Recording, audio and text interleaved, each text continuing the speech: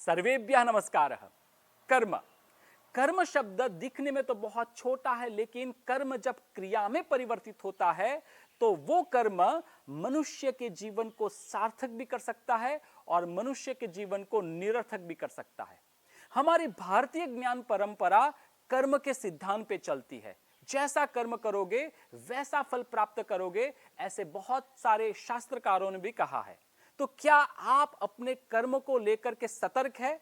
अगर नहीं है तो सतर्क हो जाइए, क्योंकि यथा धेनु सहस्रेषु वत्सो विन्दति मातरम तथा पूर्वकृतं कर्म कर्तारमनुगच्छति।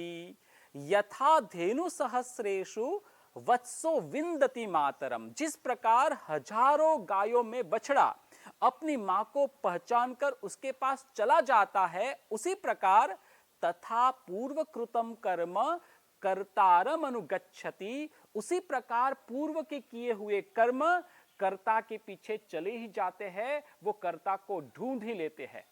और इसी बात को समर्थन देते हुए और एक कवि कहते हैं, कर्मणा जायते जंतुः कर्मणैव निलीयते, सुखम दुखम भयम क्षेमम कर्मणैवाभिपद्यते।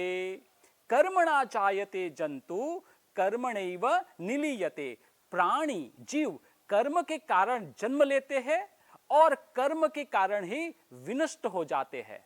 सुखम दुखम भयम क्षेमम, सुख दुख भय और कल्याण कर्मणैवाभिपद्यते, वो जीवन में कर्मों के आधार पर ही प्राप्त होते हैं। तो आइए हम अपने कर्म को दिव्य और भव्य बनाए। नमस्कार।